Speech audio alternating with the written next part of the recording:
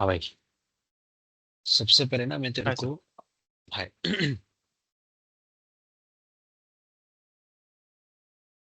मैं आपको एक एक्सेल फाइल पे ना फंडे समझा देता हूँ सारे कि क्या होते हैं।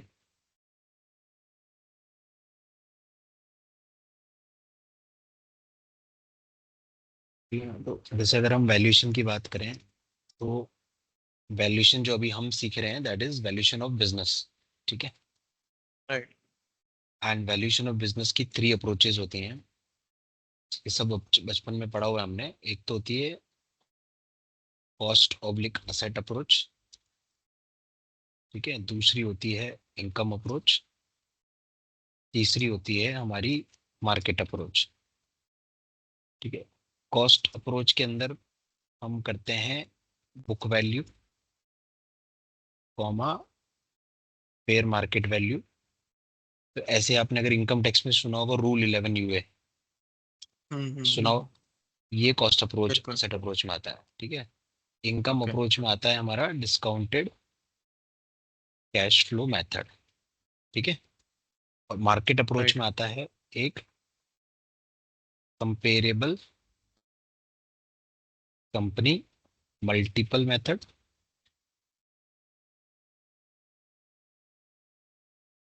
और इसी में एक आता है कंपेरेबल कंपनी ट्रांजैक्शन मेथड।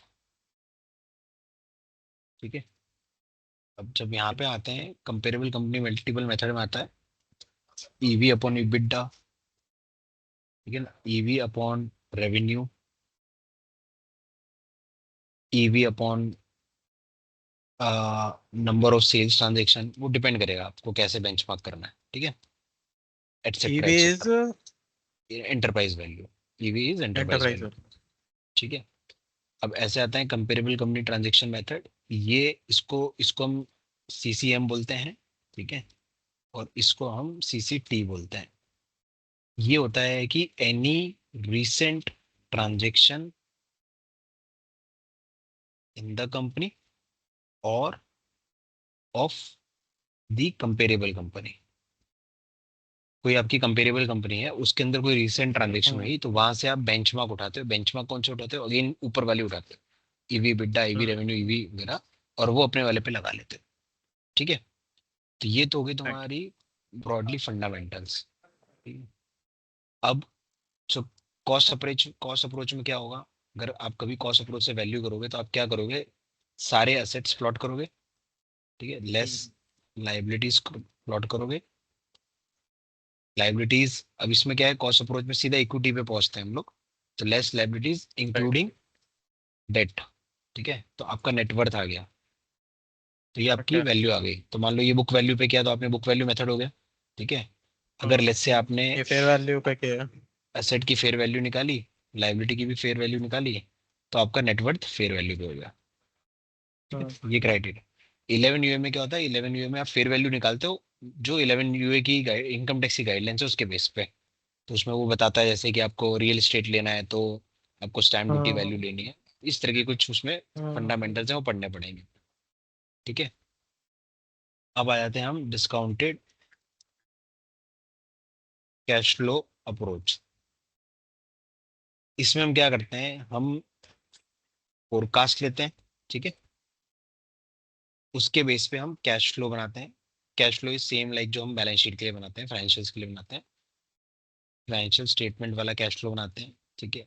उसके बेस पे अब फाइनेंशियल स्टेटमेंट वाला जब हम कैश फ्लो बनाते हैं तो हम जब, क्योंकि हमें एंटरप्राइज वैल्यू निकालनी है। What is enterprise value? Enterprise value is summation of equity plus debt, basically capital employed. ठीक है ना। आपने ओके। जितना पैसा लगा रखा है ना, सो हाँ। एंटरप्राइज वैल्यू इज, आप एंटरप्राइज की वैल्यू निकाल रहे हो irrespective of the way it has been structured, so way it has been financed. तो मतलब फाइनेंसिंग आप ध्यान नहीं दे रहे। अगर आप बोल रहे हो भाई तुमको 100 करोड़ में धंधा चालू करना था, अब 100 करोड़ में से आपने 75 इक्विटी किया, 25 डेट किया, 50 इक्विटी किया, 50 डेट किया, वट कुछ एवर कह लो। रेशियो आपने जो भी करना है करो। एंटरप्राइज वैल्यू उस एंटिटी की सेम आएगी irrespective of the equity and debt. ठीक है ना। तो इसलिए एंटरप्राइज वैल्यू बोलते हैं हम लोग। तो कंपेयर करने के लिए सबसे ओके। बेस्ट मेथड होता है एंटरप्राइज वैल्यू। ठीक है। तो अब हम क्या करते हैं, हम कैश फ्लो लेते हैं, तो एंटरप्राइज वैल्यू क्योंकि हम निकाल रहे हैं इसलिए हम फाइनेंसिंग एक्टिविटी इग्नोर करते हैं।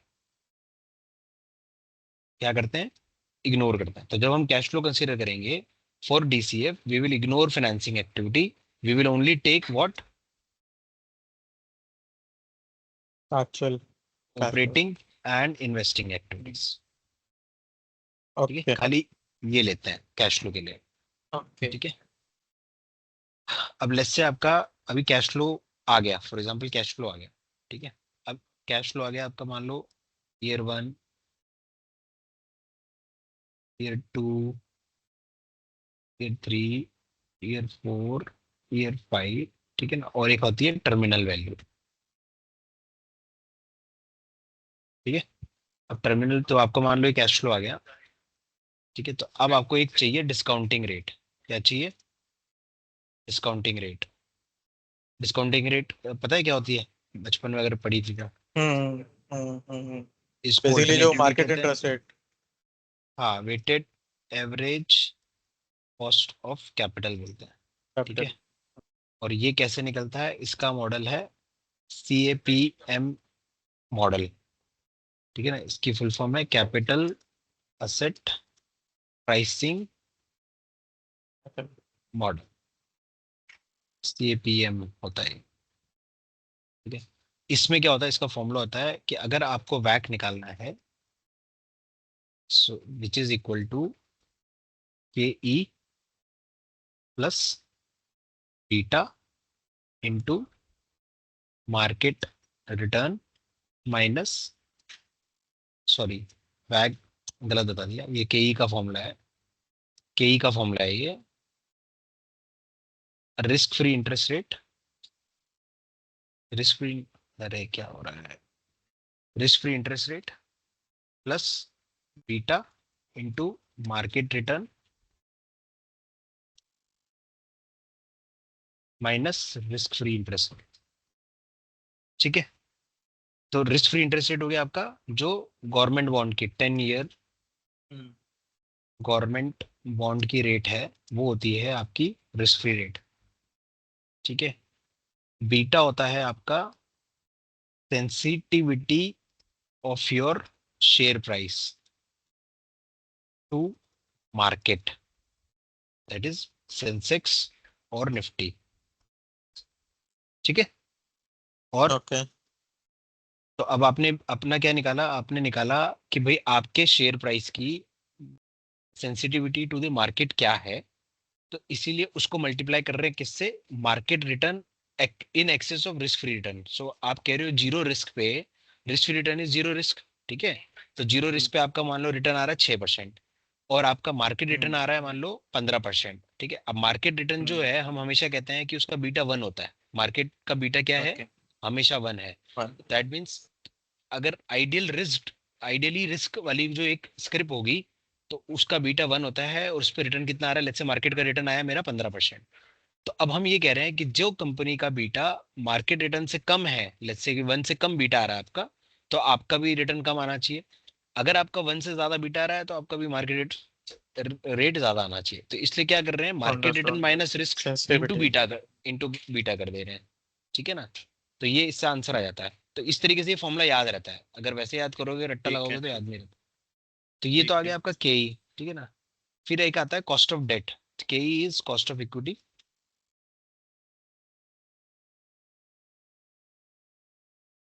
ठीक है, KD is cost of debt. जो आपकी बुक्स में बोरिंग है, short term plus long term, इनका एवरेज कॉस्ट जो है वो कॉस्ट ऑफ डेट हो जाता है। ठीक है, और वैक क्या होता है, वैक होता है आपका डेट का पोर्शन, डेट का portion into KD plus equity का portion into KE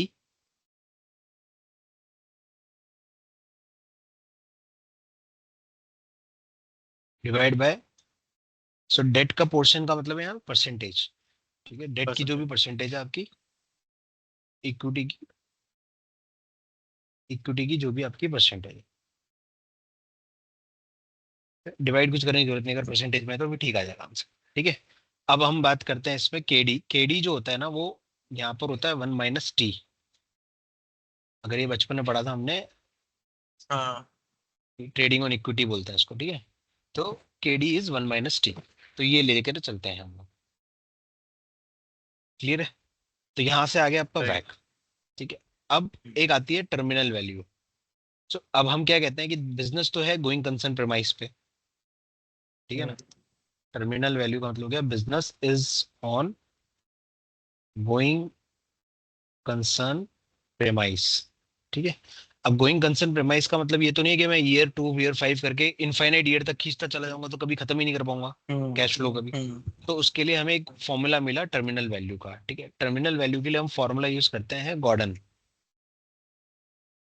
Gordon growth model, Gordon D है ये। ठीक है, इसका फॉर्मूला क्या कहता है, ये कहता है कि आप जो है ना कैश फ्लो ले लो लास्ट ईयर का। ठीक है, इसमें आप ग्रोथ का फैक्टर लगाओ 1 + ग्रोथ।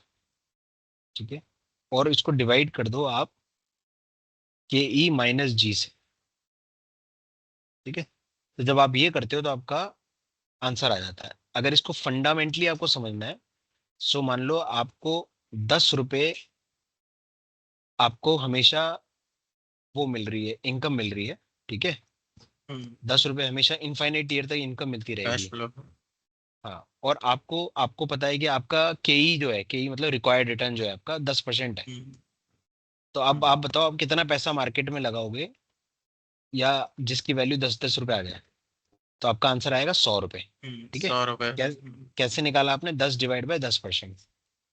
ठीक है ना, हम्म, 100 रुपए आ गया। तो अब हमने इसमें क्या किया, हमने किया cash flow divide by group. के ई किया है, ये फॉर्मूला लगाया अभी हमने, बेसिक सा फॉर्मूला अगर बात बिल्कुल। करें तो। ठीक है ना, बिल्कुल। अब इसी से गॉर्डन निकलता है। इसी से गॉर्डन कैसे निकलता है, हम्म, गॉर्डन कहता है कि अगर आपको कुछ फिक्स ग्रोथ रेट आ रही है ना आपका, तो ये मैथमेटिकल हम्म, इक्वेशन है। आप 1 + G कर दो यहाँ पे। हम्म, ठीक है, और जब डिवाइड कर रहे हो तो आप KE - G कर लो, तो इससे भी वही आंसर आएगा जो आप देख रहे हो। करके देख लो, ठीक ऐसा है। उसने बोला था। ठीक है ना, तो ये डेरिवेटिव जो हम बचपन में करते हैं ना, how to derive a formula, hmm, उससे निकाला हुआ। हम्म, तो हम्म, गॉर्डन ने वैसे फॉर्मूला डिराइव कर लिया और ये गॉर्डन फॉर्मूला बन गया। तो ये अब हम हमेशा हम्म, टर्मिनल ईयर की वैल्यू निकालने के लिए हम ये फॉर्मूला लगाते हैं। ठीक है, ठीक तो है। इसके बेस पे आपका आंसर आ जाता है। अब बात करते हैं बीटा की। बीटा कैसे निकालते हैं, जैसे इसमें एक एक चीज देख लेते हैं। जैसे अब सबसे पहला पैरामीटर है risk free return. Risk free return कैसे निकालते हैं, वो तो जो नॉर्मल हम क्या गवर्नमेंट करते हैं, बॉन्ड। www.investing.com पे जाते हैं। ठीक है, और वहां से हम रेट ले लेते हैं। ठीक है, हम्म, बीटा का हम क्या करते हैं बीटा का हमारे पास एक टेम्पलेट है एक्सेल में। तो उसमें क्या होता है, एक एक्सेल का फॉर्मूला होता है स्लोप का। Slope hmm, formula in Excel. तो हम बीटा क्या करते हैं, हम जो भी हमारी कंपेरेबल कंपनीज हैं, लेट्स से अगर हम बात कर रहे हैं फॉर एग्जांपल कि कोई कोई हमारी एफएमसीजी फंक कंपनी है, जैसे ब्रिटानिया हो गया। ठीक है, तो ब्रिटानिया के हम्म, कंपेरेबल कौन कौन है, बेक्टर हो गया, प्रताप स्नैक्स हो गया। ठीक है ना, ऐसे ही और भी हो गया आपका। तो उनके हम क्या करते हैं, उनके हम शेयर प्राइसेस निकालते हैं। फिर उसके हम्म, सामने मार्केट का रिटर्न प्लॉट करते हैं, और मार्केट और हम्म, शेयर का प्राइस का स्लोप फंक्शन लगा देते हैं। तो टेम्पलेट में तेरे को दे हम्म, दूंगा, तो वो टेम्पलेट से हम्म, आपका बीटा निकल के आ जाता है। ठीक है, अब ये जो ठीक है। बीटा निकलता है, जैसे ब्रिटानिया का बीटा निकला, तो वो लीवर्ड बीटा के होगा, क्या होगा, लीवर्ड बीटा होगा। लीवर्ड बीटा मतलब hmm, it is adjusted to the gearing leverage. Ratio. हाँ, it is adjusted to the gearing ratio of the company which is debt का जो भी उसका रेशियो है उसके हिसाब से वो गियर्ड है, हम्म, लिवर्ड है। ठीक है, हम्म, हमें उसको हम्म, अनलीवर करना है। अनलीवर करना है मतलब we have to make it without debt वाला डेटा एस्टिमेट हम्म, करना है। ठीक है ना, उसका एक फॉर्मूला होता हम्म, है। तो वो फॉर्मूला हम लगाते हैं लीवर्ड बीटा से अनलीवर्ड पे पहुंचने के लिए। ठीक है, तो पहले मान लो बीट हम्म, मिटाने का लीवर्ड निकाला, ऐसे ही प्रताप का निकाला, ऐसे ही मान लो बैक्टर फूड्स का निकाला। ठीक है, फिर हम हम्म, तो उसको लीवर को फिर अनलीवर करते हैं, फिर अनलीवर का हम एवरेज करते हैं, तो हमारा बीटा आ गया ये। फिर हमारे बीटे को हम फिर से लीवर करते हैं हमारे डेट इक्विटी के हिसाब से। ठीक है, तो इनका हो सकता है हमारा डेट इक्विटी 25:75 हो, उसका डेट इक्विटी हो मान लो 50:50, किसी और का बीटा हो हम्म, डेट इक्विटी हो 40:60, तो हमने उन सबके हम्म, लीवर्ड बीटा को अनलीवर्ड कर दिया तो सारे इक्विटी के बीटा आ गए। हम्म, उससे हमने हम्म, अपना लीवर्ड कर दिया कि हमारा जो अब हम जिस तरह से रेशियो बना रहे हैं, और फिर उसको हम यूज समझा करते हैं समझा। कैप ऊपर कैपम मॉडल में, ठीक है। हम्म, हम्म, तो अभी इसके फॉर्मूलाज में आपको टेम्पलेट ही दे दूंगा, उसमें दिख जाएंगे सारे, भी टेम्पलेट ठीक से भी है। वॉक थ्रू कराता हूँ, ठीक है। ठीक उसके है। बाद बीटा आ गया आपका, रिस्क फ्री रेट आ गया आपका, ठीक है। मार्केट रिटर्न कैसे निकालते हैं, मार्केट रिटर्न का बहुत सारे फॉर्मूले हैं। तो एक हमारे वैल्यूएशन के सबसे फेमस गुरु हैं दामोदरन, ठीक है। ओके। दामोदरन, इनकी इनका इनकी वेबसाइट है पेजेस स्टर्न करके, कुछ वेबसाइट है इनकी, आराम से मिल जाएगी, ठीक है ना। तो स्टर्न यूनिवर्सिटी में ये प्रोफेसर हैं, तो वहाँ पे आपको मिल जाती है इसके इनके इनका खुद का एक डेडिकेटेड पेज है। वहां पर भी आपको ना मार्केट रिटर्न मिल जाती है। वो मार्केट रिटर्न कैसे निकालते हैं, वो मार्केट रिटर्न निकालते हैं यूएस के कंपैरिजन में। सो यूएस को वो अच्छा। एक इकोनॉमी मानते हैं, रिस्क बहुत स्टेबल इकोनॉमी। तो स्टेबल इकोनॉमी से वो एक फिर रेटिंग निकालते हैं इंडिया एज अ कंट्री की, ठीक है। और इंडिया एज अ कंट्री की रेटिंग निकाल के वो रेटिंग को एडजस्ट करके यूएस की मार्केट रिटर्न से इंडिया की मार्केट रिटर्न निकालता है, ठीक है। मतलब यूँ समझो कि वो सीधा मार्केट रिस्क प्रीमियम ही निकाल के दे देते हैं। मतलब मार्केट रिस्क प्रीमियम का मतलब है ये पूरा निकाल के दे देते हैं, ये हम्म। वाला, ये अच्छा। अच्छा। ये निकाल के दे देता है, ठीक है ना। ठीक है। और दूसरा तरीका होता है कि हम अपना सेंसेक्स उठाएं, ठीक है। आज मान उसमें लो वो है, सेंसिटिविटी लगाए। हाँ आज मान लो सेंसेक्स है तुम्हारा 85,000 पे, ठीक है। आज से 15 साल पहले था मान लो 15,000 पे।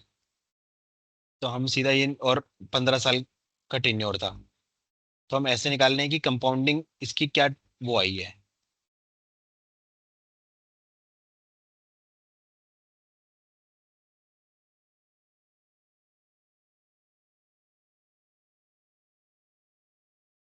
तो कंपाउंड बेसिस पे इसका इतना बारह रिटर्न आया, परसेंट ठीक है ना। तो ये आ गया आपका मार्केट रिटर्न बेसिकली।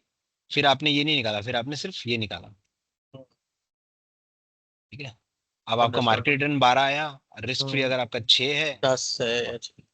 तो आपने 12 - 6 कर दिया, तो आपका ये रिस्क प्रीमियम आ गया, मार्केट रिस्क प्रीमियम आ गया, ठीक है ना।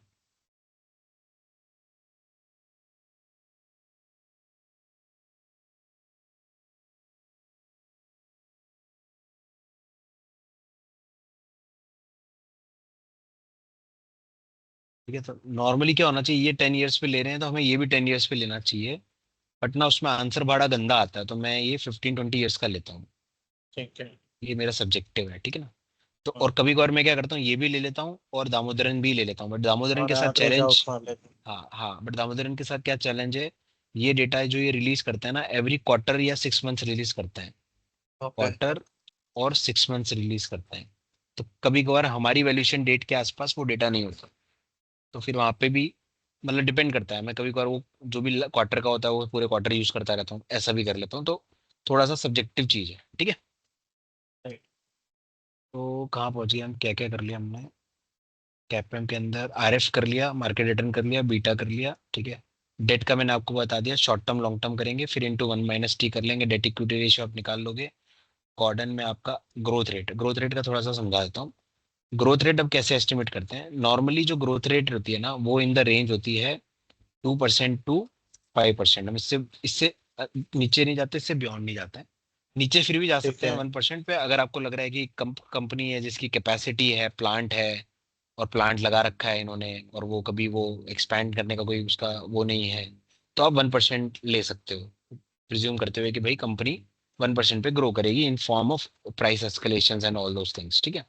बट ठीक। अदरवाइज आप 2 to 5% लेते हो। अब आप वो कैसे निकालते हो, आप क्या करते हो, जिस भी जो आपकी कंपनी है वो जिस इंडस्ट्री में फॉल करती है, उसकी आप इंडस्ट्री स्टडी देखो, ठीक है। तो मार्केट में आपको आराम से गूगल सर्च करने पे उस कंपनी की कोई ना कोई लास्ट 4-5 सालों में इंडस्ट्री स्टडी होती है, वो मिल जाती है। ओके।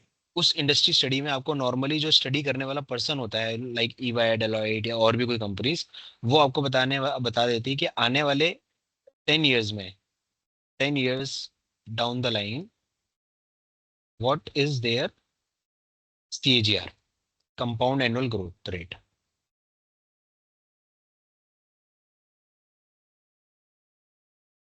CAGR ये आपको बता देती है। आप वो CAGR लेकर के थोड़ा सा आप उसमें सब्जेक्टिविटी करते हो, मान लो उसने CAGR दिया 12%, ठीक है, तो आप बोलते हो कि जी मेरा ये अपना एक मार्केट शेयर है, ठीक है ना, और मैं बहुत छोटा आदमी हूँ, फिर भी मैं ग्रो कर पाऊंगा, तो मैं अपना 5% लेके चल रहा हूँ, ऐसा। अब आपको मान ओके लो कहीं पे मिला 7%, तो आप बोलोगे फिर मैं 3% ले रहा हूँ। तो ये थोड़ी सब्जेक्टिविटी वाली चीज है, ठीक है। ओके।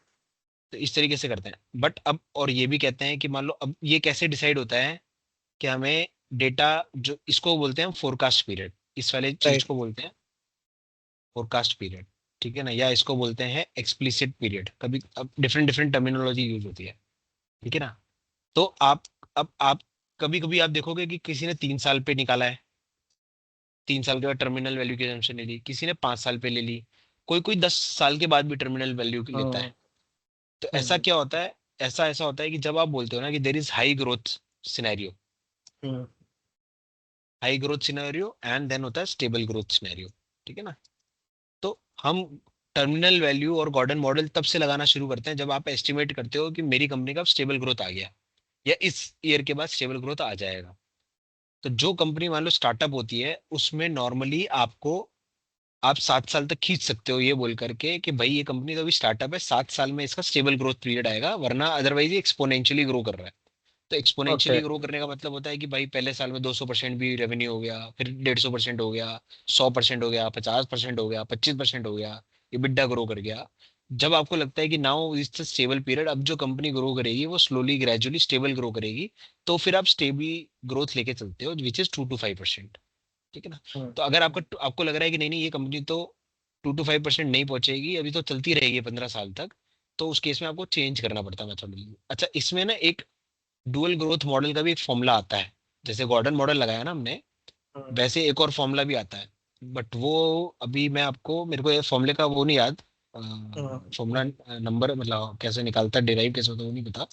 बट डुअल ग्रोथ वाला ऑप्शन भी आता है, उसमें क्या करते हैं, उसमें आप बोलते हो कि मान लो 5 हो गया, तो आप बोलते हो कि भाई 0 to 5 तो एक्सपोनेंशियल ग्रोथ है, ठीक है। हम्म। फिर आप बोलते हो 5 to 10 ईयर्स हाई ग्रोथ है, ठीक है ना। तो एवरेज आउट आप बोलते हो मान लो 10% की ग्रोथ है, हम्म। एग्जाम्पल के लिए। फिर 10 के बाद, 10 ऑनवर्ड्स आपकी मान लो 5% स्टेबल। की ग्रोथ। तो तब आपका ये, तो ये इस तरीके के जो फॉर्मूले लगाने पड़ते हैं ना, इसको यहाँ पे बोलते हैं डुअल ग्रोथ फॉर्मूला, या कुछ और बोलते हैं, मैं एक बार नाम पढ़ के ओके बताऊंगा। वो लगा करके भी फिर आपका आंसर आ जाता है, ओके। ठीक है। अब आ जाते हैं मान लो मार्केट अप्रोच पे। सर हम कैश फ्लो कब से शुरू करते हैं, बेसिकली स्टेबल के बाद से?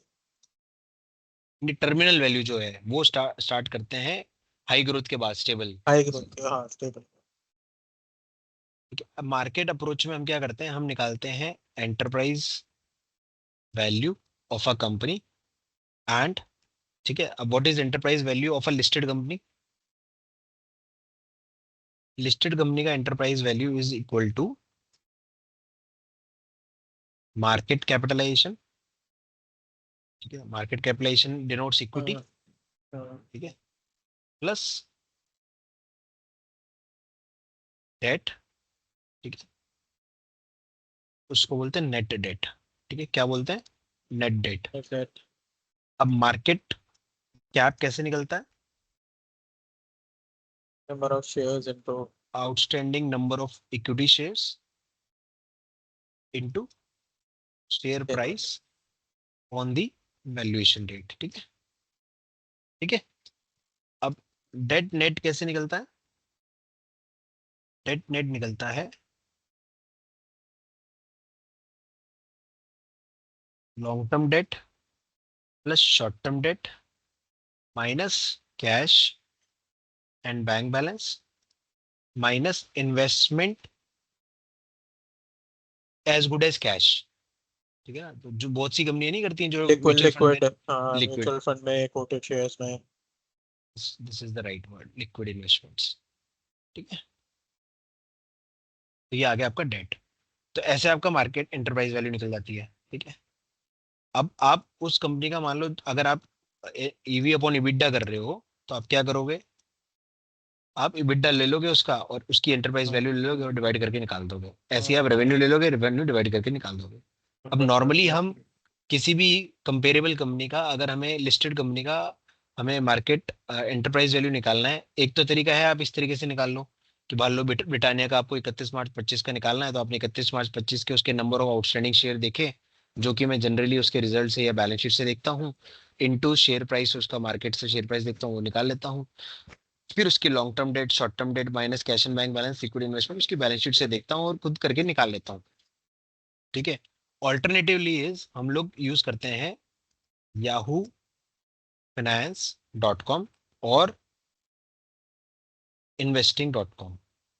सरप्राइजिंगली इनके आंसर जब आप कैलकुलेट करोगे ना, तो वो टैली नहीं करते, 20 से 25% का फ्लक्चुएशन आता है। ओके। आप खुद कैलकुलेट करोगे वर्सेस जो ये निकाल रहे हैं, वर्सेस जो इन्वेस्टिंग निकाल रहा है। ठीक है। उसका मेरे को रीजन कभी नहीं पता लग पाया, जो 20 से 25% का फ्लक्चुएशन आता है। तो मैं, डिपेंड करता है किस तरह का असाइनमेंट है। ठीक है ना। अगर तो मुझे ज्यादा फीस नहीं मिल रही और क्लाइंट के अंदर बिग फोर इन्वॉल्व नहीं है, तो मैं सीधा याहू फाइनेंस जाता हूँ और यूज करता हूँ और खत्म कर देता हूँ। ठीक है। तो याहू फाइनेंस में आपको रेडीमेड मिल जाता है मार्केट कैप क्या चल रहा है, और मतलब इंटरप्राइज वैल्यू क्या चल रही है, मतलब सीधा आपको ईवी अपॉन इबिडा ही मिल जाता है वहाँ पे। ठीक है ना। तो वही यूज कर लेता हूँ और खत्म कर देता हूँ। बट अगर मेरे को लग रहा है कि मेरे को कोई सवाल पूछ सकता है इसके ऊपर, कॉन्ट्राडिक्ट कर सकता है, तो फिर मैं ऊपर वाले फंडे से कैलकुलेट जाकर कर के देते हैं। पूरा क्रॉप पूरा कैलकुलेट करके सारी बैलेंस शीट डाउनलोड करके रखता हूँ, उसके बेस पे आंसर निकालता हूँ। ठीक है। Understood। हाँ। अब इसमें ना आपको कंपेरेबल कंपनी सेलेक्ट करने का क्राइटेरिया भी होता है। एक तो हो गया कंपेरेबल कंपनी सिलेक्शन क्राइटेरिया। ठीक है ना। अब सिलेक्शन क्राइटेरिया में जो कुछ बातें ध्यान रखनी चाहिए हमें, ठीक है ना। एक तो मस्ट है, मस्ट टू डू बता देता हूँ पहले। ठीक है ना। मस्ट टू डू इज कि it should be from same industry, है ना। मस्ट टू डू इज कि it should be in same revenue range, it should be in same